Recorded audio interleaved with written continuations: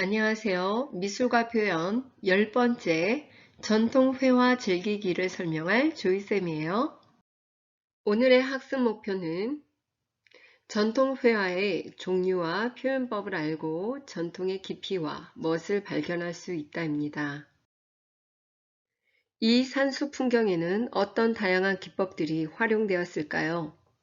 겸재정선이 인왕산을 직접 보고 그린 그림으로서 진경산수화 또는 실경산수화라고 불리우는데요.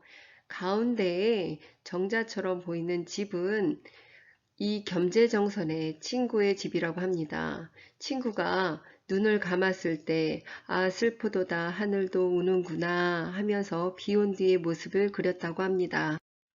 그럼 좀 더 자세히 그림을 살펴보도록 하겠습니다. 산 능선에 표현된 비에 젖은 뒤편의 암벽은 거대하고 무거운 느낌을 주는데요. 이를 위해서 먹물 가득히 묻힌 큰 붓을 반복해서 위에서 아래로 내리긋는 방식으로 그림을 그렸습니다. 그렇다면 가까이 능선과 나무들을 한번 살펴보도록 하겠습니다. 섬세한 붓질과 짧게 끊어지는 작은 점들로 우점준이라고 하는데요. 이렇게 점으로 표현하기도 하였죠. 전통회화의 기법 중 산무법을 알아보도록 하겠습니다. 붓머리 쪽에 연한 먹색, 중묵, 그리고 진한 먹색의 녹묵이 있습니다. 한 붓에 녹묵과 중묵과 단묵이 한 번에 표현되는 거예요. 붓대까지 물을 충분히 적신 다음에 물기를 뺀 후 붓 끝에 먹을 머금으면 붓 끝은 가장 진한 녹묵이 되겠고요. 중간은 중묵, 그리고 가장 끝에 붓머리는 단묵이 되겠죠. 전통회화의 여러가지 표현 기법을 살펴보도록 하겠습니다. 윤곽선을 그리고 그 안에 채워 넣는 기법을 구룩법이라고 합니다. 윤곽선이 없이 면을 살려 한 번에 표현하는 기법을 몰골법이라고 해요. 지금 이 둘의 차이점은 하나는 구룩법은 윤곽선이 이렇게 진한 먹으로 표현되어 있죠. 몰골법은 윤곽선이 보이지 않습니다. 채색 없이 먹선으로만 표현하는 것은 백묘법이라고 해요. 이계호의 포도도를 보시면 먹의 농담과 몰골법의 표현을 엿볼 수 있어요. 줄기는 단묵, 포도의 알맹이는 단묵과 녹묵, 그리고 포도의 이파리는 중묵으로 적절하게 농담이 표현됐습니다. 산이나 바위를 그리는 기법을 살펴보도록 하겠습니다. 연잎의 맥처럼 퍼져서 내려오는 선을 긋는 준법은 하엽준. 도끼로 나무를 찍어낸 듯한 표현을 하는 부벽준. 삼의 줄기를 늘어놓은 듯 일정한 방향의 선으로 반복하는 주법은 피마준. 기역자, 니은자의 가로선에 긴 선을 반복해서 그리는 절대준이 있습니다. 나뭇잎을 그리는 기법은요. 후추알같이 작고 둥근 점을 조밀조밀하게 찍는 호초점. 4개 정도의 작은 필치를 개자 모양의 잎을 그리는 개자점. 3의 줄기를 늘어놓은 듯이 일정한 방향의 선을 반복해서 그리는 송엽점. 기법을 살펴보았으니 이제 어떻게 그려졌는지 한번 감상을 해보겠습니다. 먹의 농담과 먹선의 변화만으로 표현하는 그림인데요. 선과 여백의 중요성을 강조하는 문인화입니다.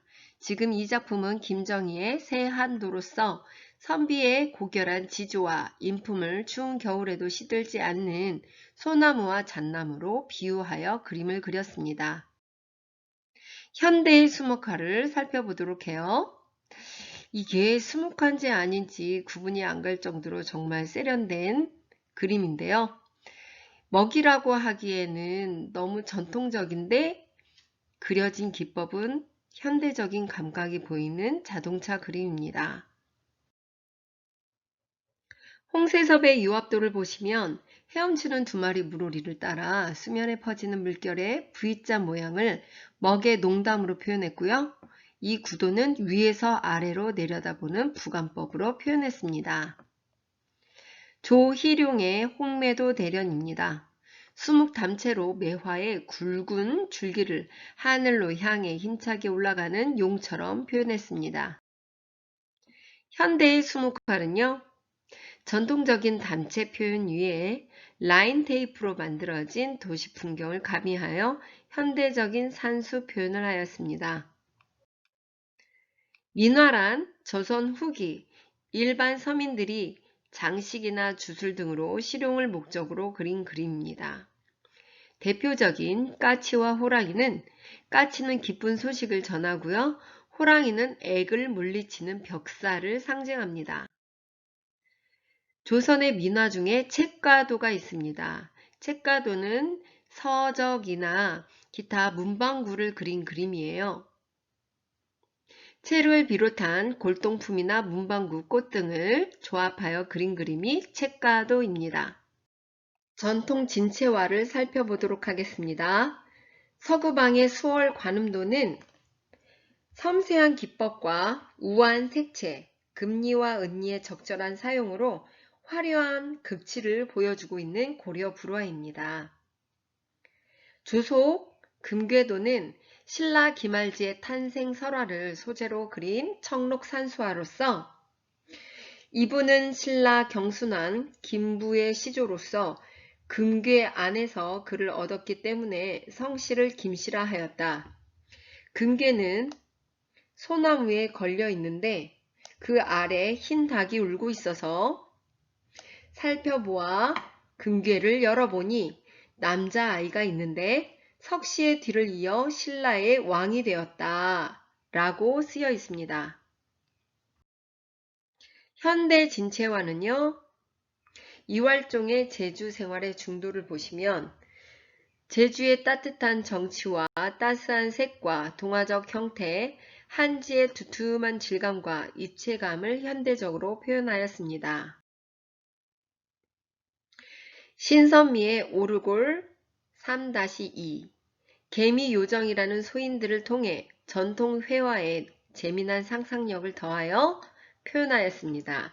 오르골을 열면 예쁜 요정 같은 여인들이 연주를 하고 있는 모습이 보이죠? 지금까지 배운 내용을 정리하도록 하겠습니다.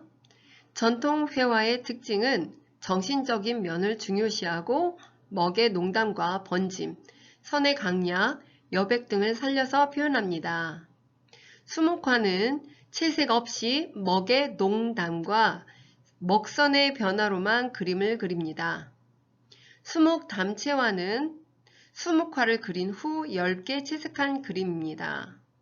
진채화는 채색 위주의 그림으로서 여러 겹 폭에서 화선지나 비단에 악교나 명반을 녹인 물을 바른 후에 그 위에 물감을 여러 번 두텁게 채색하여 그린 그림입니다. 문인화는 조선시대 선비나 사대부들이 여가 시간의 인격을 수양하기 위해 그린 그림입니다. 민화는 조선 후기 일반 서민들이 장식이나 주술 등의 실용적 목적으로 그린 그림입니다. 전통 회화의 소재로서는 산수화, 인물화, 영몽화, 화조화, 초충도, 어해화, 기명절지화가 있습니다. 진경산수화는 조선 후기 우리나라 산천을 직접 보고 그린 산수화입니다. 묵법은 발묵법, 파묵법, 정묵법, 선염법, 갈피법 등이 있습니다. 준법은 하엽준, 부벽준, 절대준, 피마준, 우점준, 마준 등이 있습니다. 점법은 호초점, 계자점, 송엽점 설명했죠. 화론유법이란 중국 남북조 시대에 사역이 고화풍록이라는 6가지 그림을 그리는 기법을 설명했습니다. 기운생동, 골법용필, 응물상형, 수류 부채, 경영 위치, 전이 모사 등이 있습니다. 기운 생동이란 그림의 기운이 넘쳐나야 된다. 골법 용필은 필법에 힘이 넘쳐야 된다. 응물상형은 정말 똑같이 사실대로 그림을 그려야 된다. 수류부채는 채색을 잘해야 된다.